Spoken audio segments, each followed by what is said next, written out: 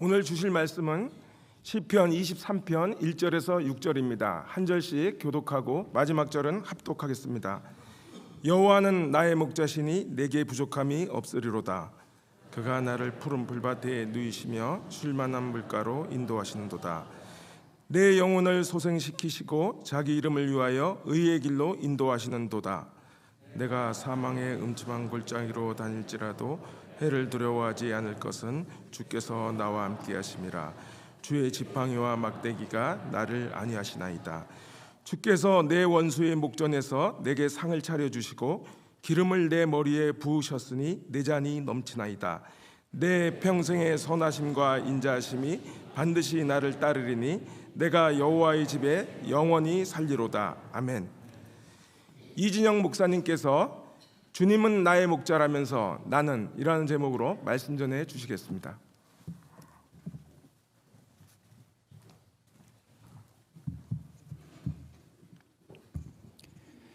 사랑하는 주님, 예배의 자리에 저희들이 있음을 주님 앞에 감사와 찬양을 올려드립니다.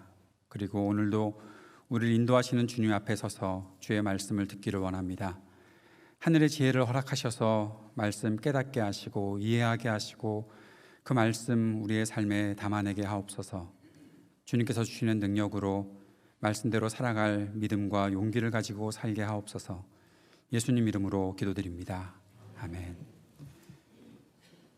말씀을 전하기에 앞서서 설교하러 올라오기 이전에 두 가지 질문을 받아서 말씀을 드리려고 합니다.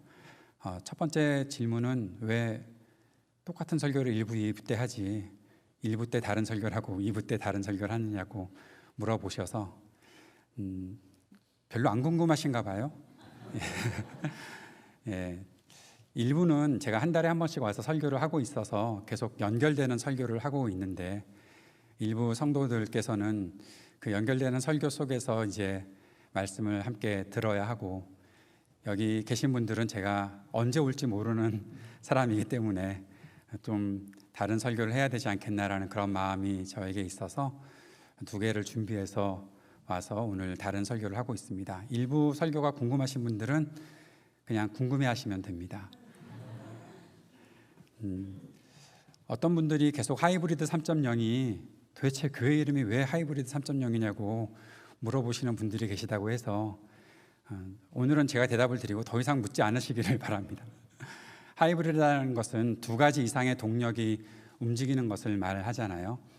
특별히 이 시대가 이 코로나를 거쳐가는 그런 시간 속에서 온라인과 오프라인을 함께 운영하는 것이 교회의 모습이 되었고 지금 저희도 함께 이 현장에서 예배를 드리고 있지만 어떤 분들은 이 현장에 나오지 못하고 유튜브로 방송되고 있는 그 예배를 보고 계시기 때문에 그런 것을 하이브리드라는 용어를 써서 그렇게 교회를 운영하고 있는데 저희 교회가 지금 현재는 온라인으로만 운영하고 있지만 언제든지 오프라인에 장이 있으면 그곳에서도 함께 예배 드릴 수 있다라는 그런 이름을 갖고 그런 의미로 하이브리드라는 의미를 갖고 있고요. 그리고 교회와 세상 이 두 가지를 함께 생각하면서 이 땅을 위해서 또 교회를 위해서 함께 우리가 움직여야 하는 거 아니겠느냐. 또 하나는 하나님의 은혜를 우리가 늘 누리고 살지만 그것으로 끝나지 말고 우리가 갖고 있는 은혜, 우리가 갖고 있는 힘을 가지고서 어떻게 우리의 삶의 자리에서 내가 그리스도인 된 삶을 살아갈 수 있겠느냐. 교회만이 아니라 우리가 제자 훈련하고 잘 영적으로 양육이 돼서 교회에서 충성하는 사람들로 살아가는 것도 무척 중요한 일이겠지만 내가 그리스도를 잘 알고 있다면 그 그리스도를 따름이 이 세상에서 내 삶의 자리에서 나타나야 하는 것 아니겠느냐라는 의미로 하이브리드라는 이름을 가지고 저희들이 교회를 시작했고 지금도 온라인으로 예배를 하고 있고요. 오늘도 7시 반에 유튜브에서 같이 방송을 하고 함께 예배드린 분들이 계시는 줄로 제가 알고 있습니다. 3.0은 버전이 아니고요. 세 가지 가치를 말합니다.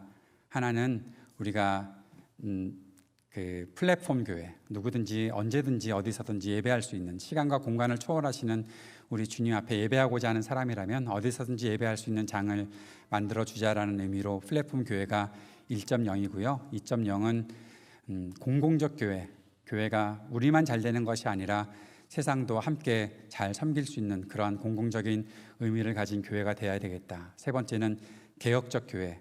우리가 지금 다 개혁이 완성된 교회가 아니라 날마다 개혁하는 그런 교회가 되어야 한다라는 리포음드 처치의 정신을 따라서 이 세 가지를 가지고 있기 때문에 3.0이라는 의미를 붙여서 하이브리드 3.0 교회라는 그런 의미를 가지고 있습니다. 여러분의 마음에 와닿을지 안 닿을지는 잘 모르겠지만 이상한 교회 아닙니다. 저도 총신 나왔고요. 미국에서는 CRC 교단에 있었던 교회 목사이고 건전한 사상을 갖고 있는 목사이니까 이상한 소리 하지 않으셨으면 좋겠고, 또 교회를 위해서 많이 기도해 주시고 함께해 주셨으면 좋겠습니다. 오늘 저는 여러분과 함께 여러분이 정말 사랑하고 아끼고 또 늘 마음속에 두고 있는 말씀 시편 23편 말씀을 가지고 함께 말씀을 나누고자 합니다. 시편 23편 좋아하시죠? 안 좋아하시나 본데 다른 걸로 할까요? 좋아하시죠? 네, 감사합니다. 이렇게 큰 소리로 대답해 주셔서 여러분들이 아직도 생기가 있는 분들인 것을 깨닫게 됩니다. 많은 사람들이 이 시를 알고 있죠. 노래로도 많이 만들어졌죠. 수많은 곡들이 있을 것이라 생각을 합니다. 어쩌면 시편 1편보다도 더 많이 알려진 것이 시편 23편이 아닐까, 또 요한복음 3장 16절만큼 사람들이 많이 알고 있는 것 아닐까라는 생각도 해보게 됩니다. 근데 저는 이런 질문을 해봤습니다. 왜 이 시편 23편을 좋아하게 됐을까? 짧아서? 외우기 쉬워서? 옛날부터 많이 들었던 것이니까 그런 생각들을 해보면서 한번 진지하게 질문을 던져봐야 되겠다. 왜 이 시편 23편을 우리가 좋아하는가? 그런 질문을 한번 여러분도 스스로 질문을 던져보셨으면 좋겠습니다. 먼저 우리가 이 시편 23편을 공부하기 전에 함께 시편을 어떻게 우리가 공부하면 좋을지 알아보는 것은 무척 중요한 일이라 생각을 하는데요. 시편이 5권으로 되어 있는 것은 알고 계시죠? 네, 아신다고 생각하고 오늘 집에 가셔서 시편 한번 1편부터 150편까지 쭉 찾다 보면 1권이라고 써 있네, 2권이 나타나네, 3권도 있네, 5권까지 있구나, 그런 거 알게 되실 겁니다. 그렇게 보시면 될 것 같고요. 그렇게 1권부터 5권까지 있는 것도 중요한 일이지만 또 그 가운데는 이렇게 묶음이 구성되어 있는 것을 시편을 자세히 공부하다 보면 알게 됩니다. 특별히 저는 오늘 여러분과 함께 시편 23편을 같이 배우려고 하는데, 시편 23편은 15편부터 24편까지의 한 묶음 속에 등장하는 겁니다. 아주 흥미롭게도 시편 15편 그리고 24편 처음과 이 끝이 주님의 거룩한 곳에서 예배하는 예배자의 모습을 말하고 있습니다. 24편도 주님의 거룩한 곳에 들어가는 예배자를 말하면서 한 묶음이 되어 있는 것을 볼 수가 있겠고요. 그리고 그렇게 되면 16편과 23편이 또 하나의 짝을 이루어서 항상 하나님께서 베푸시는 은혜를 사모하고 그렇게 주님과 동행하는 사람의 모습을 말해주고 있는 것을 보게 됩니다. 그리고 시편 17편과 22편이 고난 가운데 부르짖고 있는 시인의 모습이 나타납니다. 어떻게 그 가운데서 믿음의 사람으로서 기도를 드리는가 하는 모습들을 볼 수가 있고요. 18편과 21편이 그 고난 가운데서도 끝까지 하나님을 의지하는 사람에게 베푸시는 하나님의 승리를 다루고 있습니다. 그리고 시편 19편과 20편은 하나님께서 창조하신 이 세계와 하나님께서 말씀하셨던 것이 얼마나 완전한 일인가, 완벽한 창조, 완벽한 승리를 이루시는 우리 하나님을 찬양하고 높이는 것이 시편 19편과 20편이라고 볼 수가 있습니다. 그래서 이 시편 15편부터 24편까지가 한 묶음으로 구성되어 있는 것을 보게 됩니다. 여러분, 성경 말씀을 큐티하면서 가장 중요한 부분이 뭡니까? 큐티를 말씀의 흐름에 따라서 묵상하는 것이 중요한 것이죠. 혹시 지금도 큐티하시면서 아침에 성경책을 딱 떨어뜨려서 착 펼쳐지는 곳을 읽고 큐티하고 그러시는 분은 안 계시죠? 그러다가 큰일 납니다. 어느 날 딱 펴서 읽었는데 유다가 목매어 죽으니라. 그렇게 읽으면 뭔 얘기를 하는 건가? 그래서 다시 착 펴서 알고도 행치 않으면 죄니라. 이거 나보고 가라는 얘기인가? 그런 식으로 묵상하면 안 된다는 말씀입니다. 늘 성경 말씀을 큐티하고 묵상할 때는 말씀의 흐름에 따라서 말씀을 묵상하고 우리가 그 속에서 교훈을 찾는 것이 매우 중요한데, 시편을 읽다 보면 그게 잘 안 되는 것 같잖아요.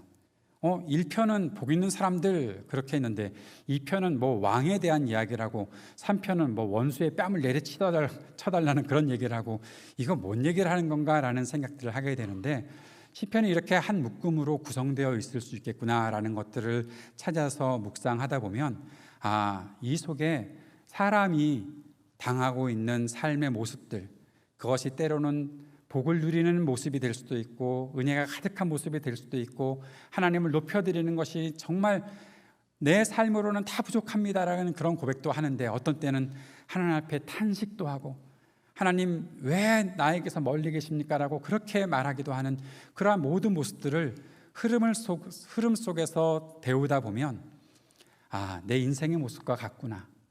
우리가 오늘 주일이니까 주님 앞에 나와 예배 드릴 때는 참 기쁘고 즐거운 마음들이 있지만, 또 돌아서서 집에 가다 보면 내가 언제까지 이렇게 살아야 하나, 그런 모습들도 있을 수가 있고, 삶에서 일이 잘 풀려나갈 때는 잘 된다라고 생각할 때도 있지만, 어떤 때는 그것이 꽉 막히는 것을 보면서 하나님 내가 왜 이렇게 고난을 당합니까 하는 그런 모습들도 보게 되는데, 시편이 그런 사람들의 모습, 그런 인생의 모습들을 다 담고 있다는 것을 알게 되는 것이죠. 그래서 시편의 구성과 흐름을 따라서 묵상하고 적용하면 삶의 단면만 보는 것이 아니라 그 속에서 벗어나서 삶의 흐름과 과정, 하나님께서 나를 어떻게 인도해 나가시는가 그 과정을 볼 수 있고, 그 속에서 내가 옳은 길을 걸을 수 있게 되기 때문에 시편을 이 흐름에 따라서 묵상하는 것은 무척 중요하다라는 생각을 하게 됩니다. 이렇게 삶의 과정을 알다 보면 내가 어느 날 슬프고 힘이 들다가도, 그렇지, 그래도 주님께서 나와 함께 하시지, 그래서 주님께 더 무릎 꿇게 되고 주님께 더 가까이 나가게 되잖아요. 그리고 때로는 많은 일들이 좋아져서 내가 큰 복을 누릴 때가 되면 그것이 다 내 것이다라고 생각하지 않고 주님께서 주신 복이니 내가 함께 나누며 살아야 되겠다라는 그런 마음도 갖게 되잖아요. 그것이 성경을 총체적으로 통전적으로 묵상하고 연구해 나가는 사람들의 모습인 것이죠. 어떤 사람들은 성경에서 나를 승리하게 했다, 나를 강하게 했다, 내 병을 고쳐주셨다, 뭐 그런 것만 묵상하면서 하나님은 나에게 좋은 일만 만나게 하신다라고 생각하는 사람들도 있지만, 그건 물론 좋은 일이지만 그 속에서 내가 이 복을 누렸다면 어떠한 마음제스로 살아가야 하는가, 그것을 함께 묵상하는 사람이 되는 것이 무척 중요한 일이다라는 사실이죠. 오늘 시편 23편이 그러한 가운데서 함께 묵상하는 시편이 되었으면 좋겠고, 그렇게 시편을 다시 한번 생각해 볼 수 있는 저와 여러분이 되었으면 좋겠습니다. 오늘 이 시편 23편은 주님을 목자로 비유하고 있지요. 아마 이 시를 쓰면서 다윗은 자신의 삶과 잘 연결시킬 수 있지 않았을까라는 생각을 해봅니다. 하나님의 인도하심을 받으면서, 그렇지, 나도 목자로 살았을 때가 있었지, 내가 양들을 칠 때가 있었지, 그 양들을 위해서 내 목숨도 아깝지 않게 내 마음과 내 모든 것들을 헌신해 나가며 그렇게 양을 지킬 때가 있었지. 다윗이 목자로서만 살았던 것은 아니잖아요. 왕으로도 살았잖아요. 왕으로 살면서 자기 백성들을 이끌어가면서 그 속에서 하나님의 인도하심을 함께 생각하고 주님을 자신의 목자라는 그러한 고백을 하면서 아마 자신의 역할들, 자신의 삶의 자리를 깊이 묵상하며 그 마음을 느꼈으리라 생각을 합니다. 이 시편 23편은 바로 수많은 위기 속에서도 늘 자신을 보호하신 주님께 감사드리는 고백이죠. 그리고 영원히 내가 주님을 신뢰하고 믿고 살겠습니다라는 헌신의 고백이 담겨있는 찬양입니다. 짧은 시이지만 이 시편을 두 부분으로 나누어서 생각해 볼 수가 있습니다. 먼저 1절부터 4절까지를 살펴볼 수가 있고 5절부터 6절까지를 살펴보면서 이것도 잘 연결되어 있다는 사실들을 우리가 발견하게 되는데요. 먼저 1절, 2절을 다시 한번 읽어보겠습니다. 여호와는 나의 목자시니 내게 부족함이 없으리로다. 그가 나를 푸른 풀밭에 누이시며 쉴 만한 물가로 인도하시는도다. 1절과 2절에서는 주님께서 나의 목자가 되신다라고 고백하지요. 그런데 그 목자가 되시는 주님이 나에게 조금이라도 부족한 것이 없도록 나를 인도하신다. 내가 주님의 인도하심을 따라가기 때문에 나에게는 늘 풍성함이 있다. 나에게는 넘치는 감사함이 있다. 그러한 고백을 하고 있습니다. 사랑하는 여러분, 주님께서 여러분의 목자가 되어 주십니까?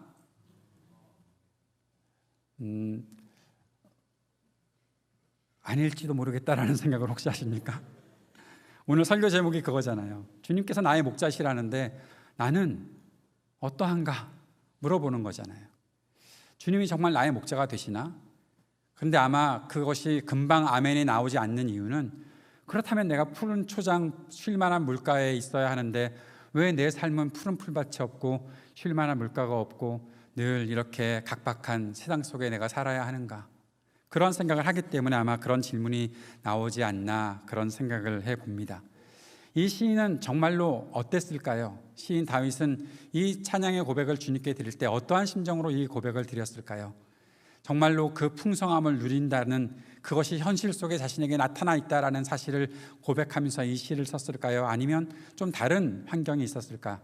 그 질문을 가지고 계속해서 넘어가 봅시다. 3절에서는 다윗이 내 영혼을 소생시키시고 자기 이름을 위하여 의의 길로 인도하시는도다.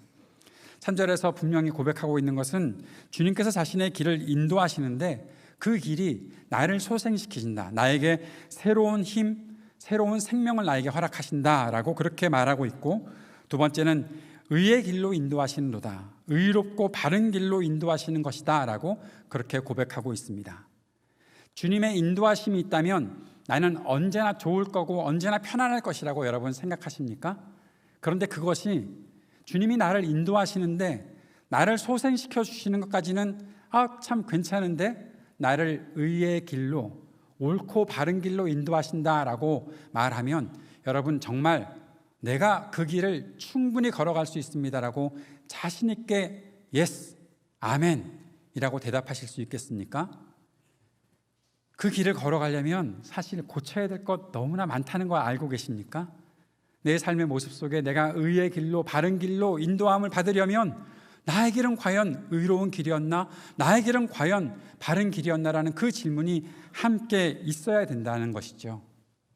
그리고 4절에서는 내가 사망의 음침한 골짜기로 다닐지라도 해를 두려워하지 않을 것은 주께서 나와 함께 하심이라. 주의 지팡이와 막대기가 나를 안위하시나이다 라고 말합니다. 주님께서 자신을 죽음의 위험 속에서도 지키시고 보살펴 주셨다. 그래서 나는 두려워할 것이 없다. 그런데 우리는 두려워하잖아요. 저희 아버지가 요양원에 계시는데요, 약을 가져다 달라고 저에게 문자를 넣으셨습니다. 다 알거든요, 약이 필요하다는 거. 그런데 우리 아버지 마음속에는 약을 하루라도 안 먹으면 금방 돌아가시는 것이라고 생각을 하시나 봐요. 꼭 갖다 줘야 한다. 2주치 남았다. 일주일치 남았다. 계속 말씀하시는 거죠. 우리는 그런 걱정 속에 살지 않나요? 하나님의 인도하심이 있다는 것을 교회에서는 너무 쉽게 고백하잖아요. 주님은 나의 산성, 주님은 나의 요새, 주님은 나의 소망, 나의 힘이 되신 여호와.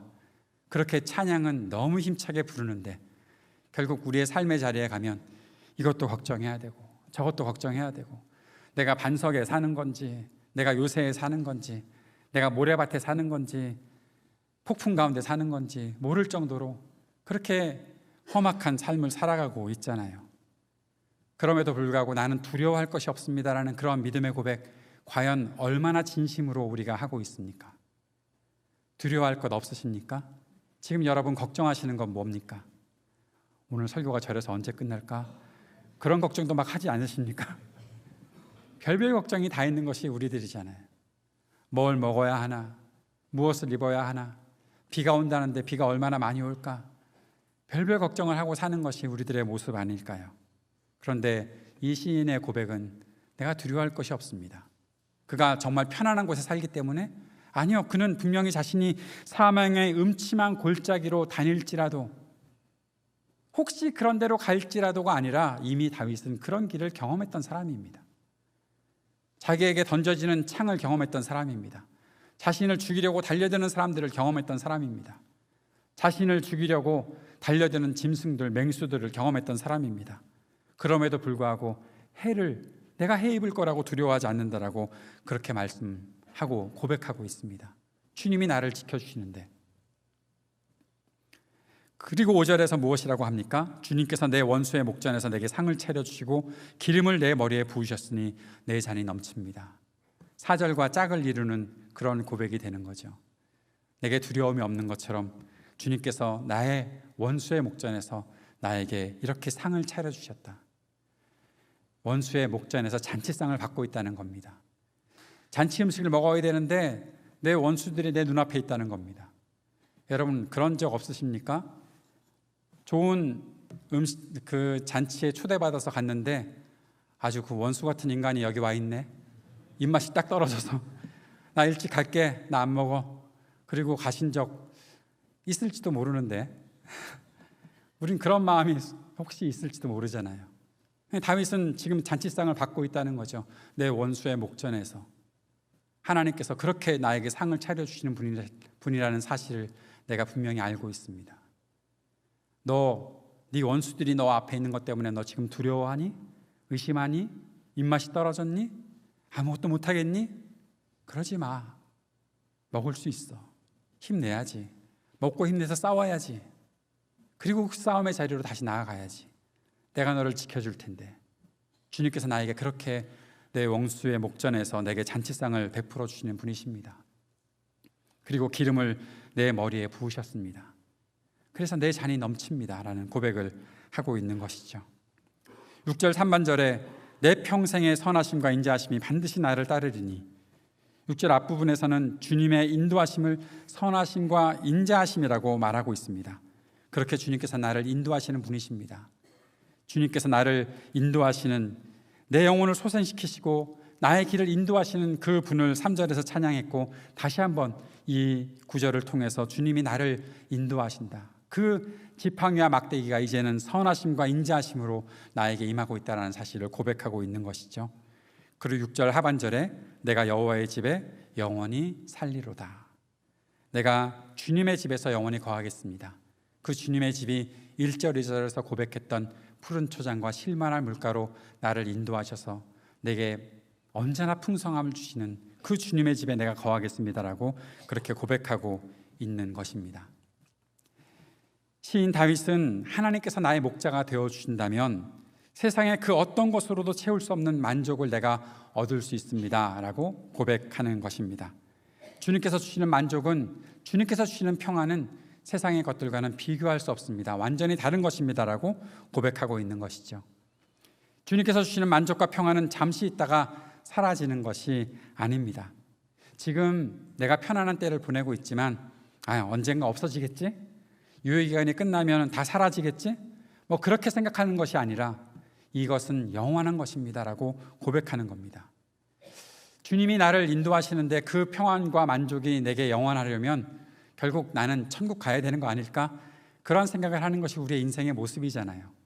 금방 전쟁 속에 들어갈 것 우리가 뻔히 아는데 내일 월요일인데 내일 일상 속에 들어가야 되고 내 일터로 들어가야 되고 내 삶의 자리에 가면 또 내가 어려움을 겪을 것이 분명한데 그 속에서 이 시를 고백한다는 것은 무슨 의미가 있을까라는 그러한 생각을 하게 되는 것이 우리의 모습입니다. 그러나 주님은 분명히 말씀하십니다. 내가 너에게 주는 평안은 세상의 것들과는 완전히 다른 것이다. 세상이 주는 만족과는 완전히 다른 것이다라고 주님은 분명히 우리들에게 말씀하셨습니다. 이사야서 55장 2절 말씀에 이렇게 말씀하셨지요. 너희가 어찌하여 양식이 아닌 것을 위하여 은을 달아주며 배부르게 하지 못할 것을 위하여 수고하느냐? 내게 듣고 들을지어다. 그리하면 너희가 좋은 것을 먹을 것이며 너희 자신들이 기름진 것으로 즐거움을 얻으리라. 주님께서 말씀해 주시는 것, 주님의 말씀으로 내 삶에 만들어지는 것, 주님께서 말씀하셔서 그 일이 성취되는 것, 그것을 내가 따라 살다 보면 그 안에서 겪는, 그 안에서 누리게 되는 평안과 만족이 있는데 그것은 세상에 어떤 것들이 내게 닥쳐오더라도 내가 마음 놓고 두려움 없이 평안하게 만족하게 지낼 수 있는 것이다라고 말하고 있는 것입니다. 주님께서는 우리들에게 그러한 평안과 만족을 주신다고 말씀하셨습니다. 여러분이 누리고 있는 평안과 만족은 어떤 것입니까? 세상 사람들과 비교해서 좀 나은 것입니까? 아니면 세상 사람들과 자꾸 비교하다 보니 나는 별로 평안하지 못한 것 같고 나는 아직도 만족하지 못한 것 같아. 혹시 그러한 생각을 갖고 계십니까? 정말 주님께서 말씀하신 평안과 만족을 누리고 계십니까? 내가 누리고 있는, 내가 알고 있는 하나님의 평안과 만족은 정말로 하나님께서 주신 것인가? 내가 세상에서 만들어낸 것인가? 한번 우리는 질문해 봐야 하지 않을까 생각합니다. 요한복음 14장 27절에 주님께서는 마지막으로 제자들에게 이렇게 말씀하셨습니다. 평안을 너에게 끼치노니 곧 나의 평안을 너에게 주노라. 내가 너에게 주는 것은 세상이 주는 것과 같지 아니하니라. 너희는 마음에 근심하지도 말고 두려워하지도 말라. 이 말씀을 품고 살아가는 것이 제자들의 삶입니다. 사랑하는 여러분, 제자 훈련 마치셨습니까? 그렇다면 이 말씀 품고 살아야지요. 두려워하고 겁내하고 또 걱정하고 염려하고 그러한 삶이 나에게 없어질 것이라고 말하는 것이 아닙니다. 완전히 그러한 삶에서 벗어난다고 주님께서 말씀하지 않으십니다. 요한복음 14장에 주님께서 제자들에게 이 평안을 주실 때에는 너희들 앞으로 나 때문에 고난당할 거야. 너희들 앞으로 나 때문에 핍박당하고 쫓겨나고 그렇게 살게 될 거야. 나를 따라 살다 보면 너희들의 길이 순탄치 않을 거야. 그러나 나는 너에게 평안을 끼치노니 그 평안을 너희들이 누리기를 바라. 주님은 그 평안을 우리들에게 주시는 것입니다. 그 평안은 주님의 말씀을 따를 때 얻게 되는 겁니다. 사랑하는 여러분, 세상에서 당하는 고난과 어려움이 여러분의 삶에 있더라도, 세상이 아무리 여러분을 잡고 흔들더라도 내가 주님을 따르고 주님의 말씀을 붙잡고 살아갑니다라는 그 확신이 있다면 그 속에서 나에게 스며들어오는 놀라운 평안을 여러분의 삶에서 누리시기를 간절히 바랍니다. 그 은혜를 가지고 살아가는 것이죠. 다시 한번 질문 던져보십시오. 내가 가진 믿음은 주님께서 나를 인도하시고 베푸시는 것으로 만족함을 누리는 믿음인가? 이스라엘 백성들은 하나님의 인도하심을 받아서 이집트에서 탈출했습니다. 그런데 하나님의 인도하심을 받고 홍해를 건넜음에도 불구하고 이들은 불평과 불만으로 가득했습니다. 결국 하나님을 믿는 그 믿음을 버리고 우상 만들고 섬기다가 결국 심판을 당했습니다. 우리의 삶은 어떻습니까? 내가 그리스도를 따르고 예수 그리스도를 믿고 예전 모든 죄에서 벗어나 주님을 따른다고 그렇게 고백하고 있음에도 불구하고 그러한 고백은 결국 교회 안에서 찬송 부를 때나 아니면 목사의 설교를 들을 때 아멘이라고 대답할 때나 유효하지 그 외에는 별로. 그래서 일주일 동안 살아가는 동안에는 내가 손에 쉽게 잡을 수 있는, 내가 눈에 쉽게 보일 수 있는, 내 마음을 흡족하게 하는 어떤 다른 것들 우상으로 만들어 놓고 그것 따라가는 그 모습이 우리에게 있었던 것은 아닌가? 진지하게 정직하게 이 질문에 대답해 보면서 주님, 내가 주님 따를 수 있게 도와주십시오. 내가 혹시라도 딴 길로 가다가 혹시라도 내가 흐트러지다가 주님 말씀 듣고 주님께로 돌아오는 분명한 믿음 가지고 살게 해주십시오. 주님 앞에 간구할 수 있는 우리가 되었으면 좋겠습니다. 시인 다윗은 주님께서 자신에게 생명과 새로운 힘을 주시고 의롭고 바른 길로 나를 인도하시는 은혜를 베푸시는 분이라고 고백을 했습니다. 우리가 주님께서 수많은 은혜를 우리에게 주신다고 고백하기는 하지만 그 은혜가 어떤 것인지 우리는 충분히 알고 있는가라는 질문을 던져보면서 오늘 이 시에서 가르쳐주는 그 은혜가 무엇인지 한번 몇 가지로 정리하고 자세히 살펴보았으면 좋겠습니다. 시인이 고백하는 하나님의 은혜는 첫째로 주님께서 주신 생명과 새로운 힘입니다. 다윗은 우리가 좋아하는 시편 18편에서도 주님께서 나의 힘이라고 그렇게 고백했습니다. 고난 당할 때, 지칠 때, 어떠한 힘도 낼 수 없을 때 주님께서 나에게 힘이 되어 주신다. 야, 힘내, 힘내, 힘내 소리쳐주고 그냥 가버리시는 분이 아니라 내가 너에게 힘이 되어줄게. 아무 소리 안 하시더라도 나에게 찾아오셔서 나를 만져주시고 내 속에 들어오셔서 힘을 내게 해주시는, 친히 힘이 되어주시는 분이라고 그렇게 고백하고 있습니다. 이것이 주님께서 우리들에게 불어넣어 주시는 생기이죠. 정말 마른 뼈 같은 우리들인데, 아무 힘도 낼 수 없을 것이라 생각하는 우리들인데 주님께서 우리에게 다시 한번 생기를 불어넣어 주고 계십니다. 완전히 절망해서 쓰러져서 아무 힘도 없다고 주님, 나는 더 이상 낼 힘이 없습니다. 그렇게 말할 수 있는 힘조차 없습니다라고 그렇게 말하고 있는, 그렇게 생각하고 있는 우리들에게 생명의 바람을 불어넣으시는 분이 바로 우리 주님이십니다.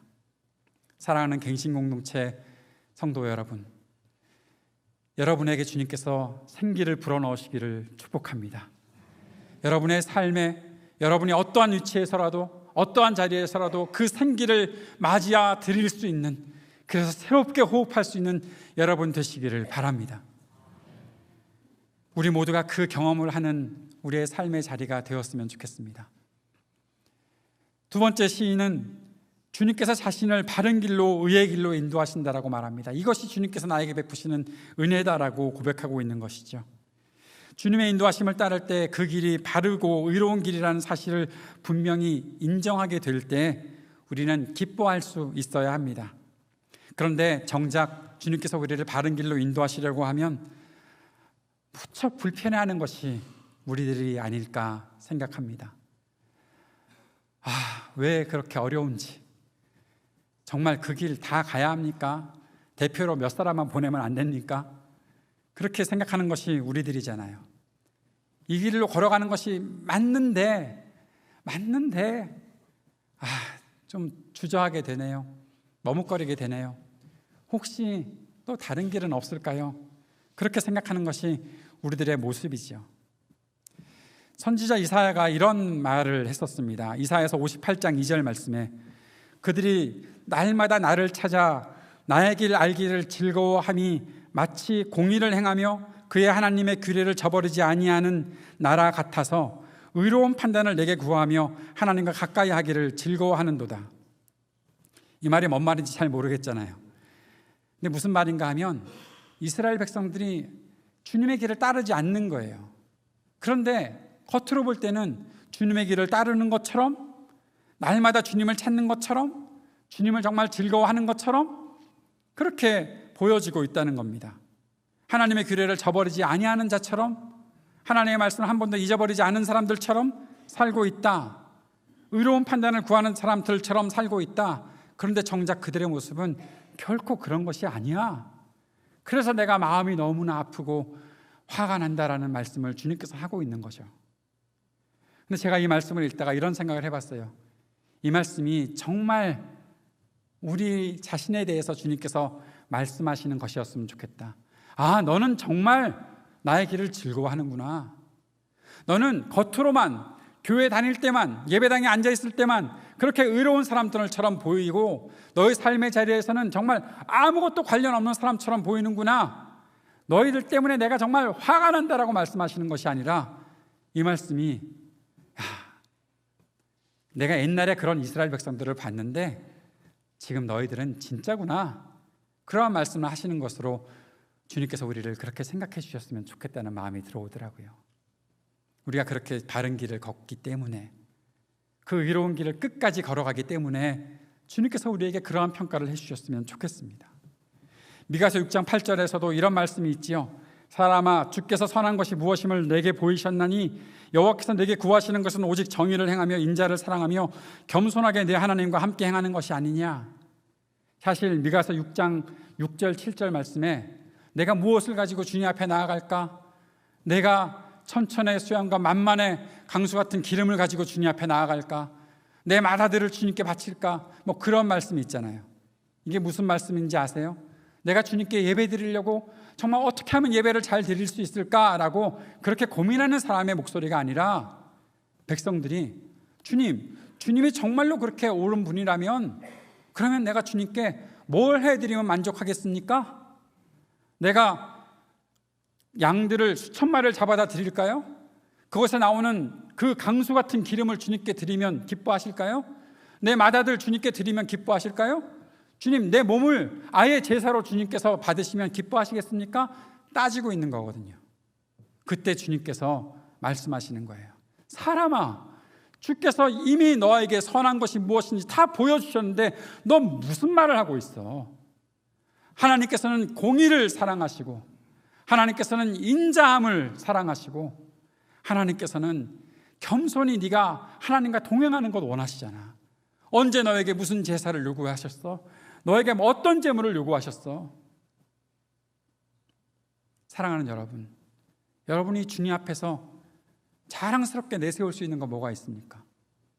내가 이만큼 잘했는데 주님, 이제 이쯤이면 내 소원 좀 들어주셔야죠. 뭐 더 드릴 거 있습니까? 혹시 그런 식으로 예배를 우리가 드리나요? 그런 분은 여기 한 분도 안 계시리라 믿습니다.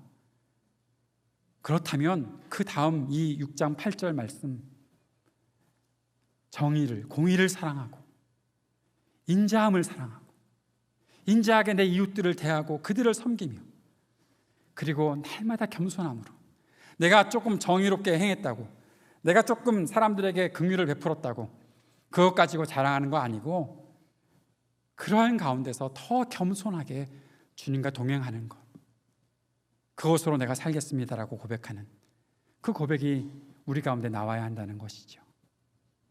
미가서 6장 8절 말씀이 저와 여러분에게 하나님께서 정말 너희들이 이렇게 사는구나, 너희들이 내가 인도하는 그 의롭고 바른 길을 걸어가고 있구나, 내가 지팡이와 막대기로 너를 인도할 때 네가 딴 생각 안 하고 나의 길을 이렇게 정직하게 따라오는구나, 진실한 마음으로 따라오는구나, 그렇게 주님께서 우리들에게 말씀해 주실 수 있기를 바랍니다. 그 음성 들으며 주님 앞에 나와 예배하는 우리가 되었으면 좋겠습니다.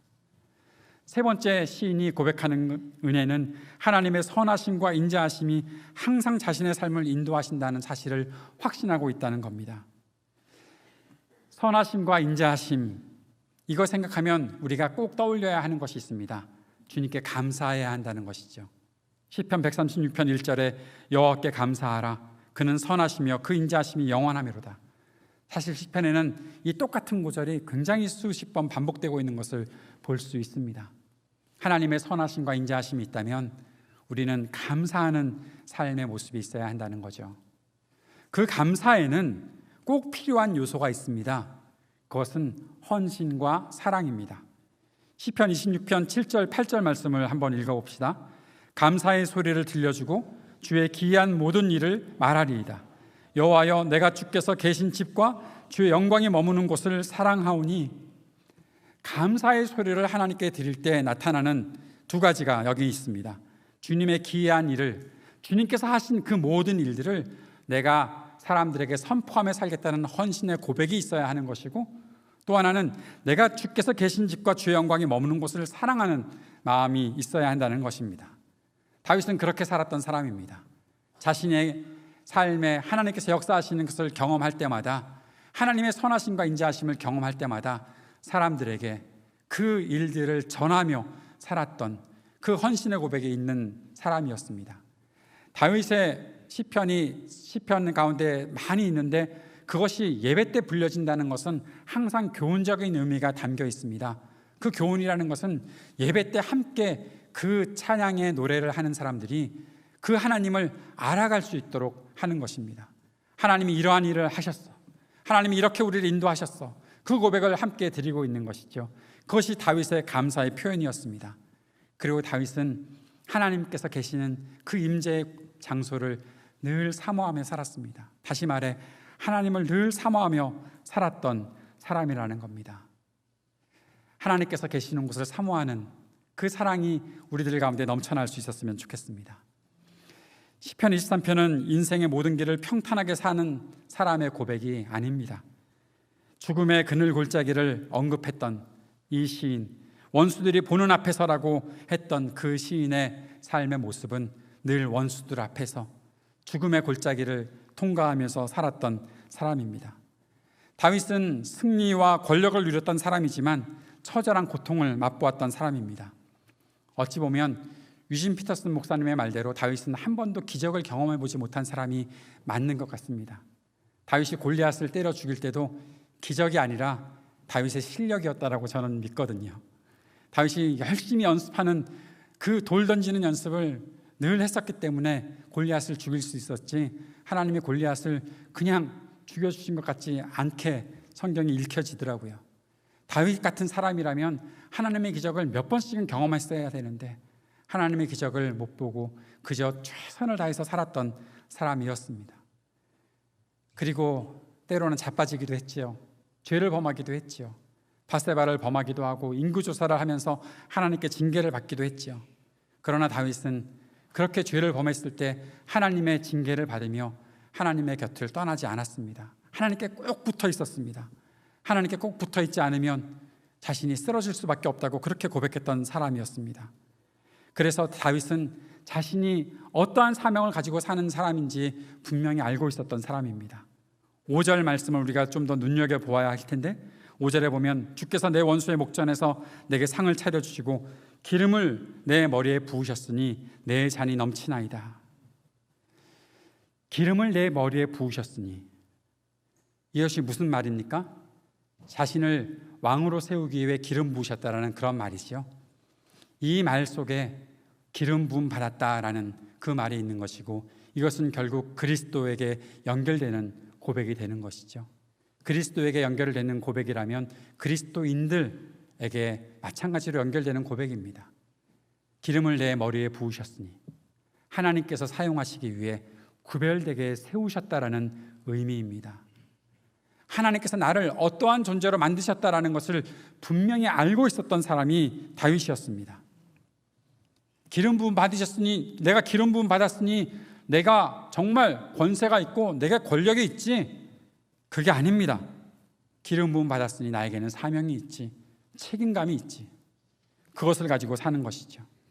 원수들 앞에서도 두려워하지 말고 밥상에서 밥을 먹어야 하는 이유, 내가 그렇게 주님께서 나를 세우신 사람이라는 사실을 알기 때문에 그렇게 두려움 없이 당당하게 살아갈 수 있다는 것입니다. 사랑하는 여러분, 주님께서 기름 부으신 사람이 다윗 한 사람만이 아닙니다.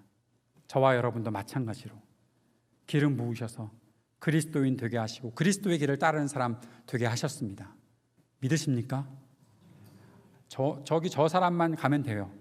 나는 조금 나중에 가도 되니까. 그거 아니고요. 저와 여러분 한 사람 한 사람이 모두 다 주님께서 선택해서 세우신 기름 부으신 사람들이죠. 그리스도의 길을 따라가야 되는 사람들이죠. 그래서 우리가 모든 두려움을 이길 수 있는 그러한 권세가 있는 것이고, 그래서 우리가 주님을 사모하며 살아갈 수 있는 그러한 감사함이 있는 것입니다. 모든 두려움을 이기고 주님의 집에서 영원히 살겠습니다라고 다윗이 그렇게 고백합니다. 시편 27편 4절에서도 다윗이 똑같은 고백을 하지요. 내가 여호와께 바라는 한 가지 일, 그것을 구하리니 내가 내 평생에 여호와의 집에 살면서 여호와의 아름다움을 바라보며 그의 성전에서 사모하는 그것이라. 다윗은 단 하나의 소원이 바로 주님의 집에 거하는 것이다라고 그렇게 말합니다. 여러분에게 단 한 가지 소원은 무엇입니까? 오늘 이 시간 딱 한 가지 남았다. 내게 무슨 소원이 있을까? 누군가에게 여러분의 소원을 말해본다면 여러분은 어떤 소원을 말하겠습니까? 저는 다윗의 이 고백을 볼 때마다 잊혀지지 않는 날이 하루가 있습니다. 2016년 5월 31일입니다. 제가 이제 더 이상 목회하지 말아야 되겠다라고 결단한 날입니다. 아침에 그런 결단을 했습니다. 그때까지만 해도 21년 제가 목회를 좀 21년 넘게 했었을 것 같습니다. 그리고 이제는 교회에서 목사로 섬기는 건 이제 그만해도 되겠다라는 그런 생각을 하게 되었고, 안 해도 그렇게 하자라고 했었습니다. 근데 마침 대학에서 방학이 되어서 집에 온 저희 딸과 같이 식사를 하러 뉴욕 어딘가에 가서 중국집에서 이렇게 짜장면 먹고 있었을 때 같습니다. 근데 제 딸이 저한테 그런 이야기를 하는 거예요. 아빠는 소원이 뭐야? 그래서 제가 분명히 대답했죠. 너 잘 되는 게 아빠 소원이다. 그랬더니 제 딸이 그러더라고요. 그건 엄마 소원이야. 엄마 따라하지 말고 진짜 아빠 소원을 말해봐. 그때 생각했습니다. 내 단 한 가지 소원이 뭐지? 그때 제 마음속에 분명하게 떠올랐던 것이 하나 있습니다. 어렸을 때 주님 앞에 제가 고백하면서 목사가 되겠다고 고백하면서 딱 한 가지 주님께 기도했던 것. 주님, 제가 교회 섬기며 살고 싶습니다. 주님께서 맡겨주시는 교회가 있으면 그 교회 섬기며 살아가는 것이 제 평생의 단 한 가지 소원입니다. 그때 제 딸에게 그런 얘기를 했습니다. 아빠가 섬길 수 있는 교회가 있으면 그 교회 섬기며 살아가는 게 아빠 소원이네. 제 딸이 그렇게 될 거야? 라고 그렇게 얘기해 주더라고요. 그렇게 되기는 뭐가 돼? 지금 오늘까지 나는 정리했는데. 그리고 나서 다음 날 제가 아이오와에서 섬겼던 에임스 만석교회라는 교회를 알게 되었고, 그 교회에 청빙받아서 담임 목회로 5년 동안 섬기게 되었었습니다. 그리고 재작년에 한국에 저희 부모님을 모시기 위해 귀국했던 거죠. 그리고 나서도 지금은 온라인으로 교회를 섬기고 있지만, 그리고 만나는 교회들 섬기며 이렇게 살아가고 있는 겁니다. 갱신 공동체도 마찬가지로 제가 아직까지도 말씀으로 섬길 수 있어서 얼마나 감사한지 모릅니다. 사랑하는 여러분, 저의 소원은 그것입니다. 주님의 성도가 있는 곳에서 함께 제게 주님께서 주시는 말씀이 있다면 그것을 가지고 섬기는 것. 그래서 아내가 저한테 뭐하러 오늘 하루 3편의 설교를 해야 되는 그런 일들을 하냐, 한 편만 가지고 하지, 그렇게 얘기를 해도 저는 그냥 웃으면서 이것이 나의 사명이고 내가 평생 살아가야 될 길이니까 하나님께서 내게 말씀을 주시는 한 그 말씀 가지고 섬기는 것이 내 평생의 소원이지. 다른 결과들이요? 어떨지 잘 모르겠습니다. 어쨌든 이 길을 걸어가는 것이 주님께서 기뻐하시는 길이라면 그 길 가고 싶은 것이 저의 고백입니다. 사랑하는 여러분, 우리가 주님을 나의 목자라고 고백한다면 나는 내 삶은 어때야 할까? 나는 어떠한 소원을 가지고 살아야 할까? 나는 어떠한 마음가짐으로 나의 현실을 살아가야 할까? 한번 진지하게 생각해보고 거기에 답해볼 수 있는 이번 한 주간 이 말씀을 들은 여러분이 되셨으면 좋겠습니다. 그래서 결국 어느 날 우리의 삶을 통해서 어떤 내 주변의 사람들이 주님께서 주시는 선하심과 인자하심이 나에게도 분명히 있습니다. 그렇게 함께 고백할 수 있는 그 영광스러운 자리를 우리가 경험해 볼 수 있었으면 정말 좋겠습니다. 기도하겠습니다. 우리가 날마다 읽고 노래하고 즐거워했던 시편 23편에서 주님의 길을 따르는 사람이 어떠한 사람인지, 주님께서 주시는 그 선하심과 인자하심을 경험한 사람이 어떤 사람인지 우리가 생각해 보았습니다. 이 말씀 마음에 새기고 주님, 끝까지 나의 목자가 되어 주옵소서, 나에게 잔치상을 차려주시는 그 주인 되어 주옵소서, 주님 앞에 고백하며 주님 신뢰하고 매 순간 살아가는 하나님의 백성들 되게 인도해 주옵소서. 예수님 이름으로 기도드립니다. 아멘.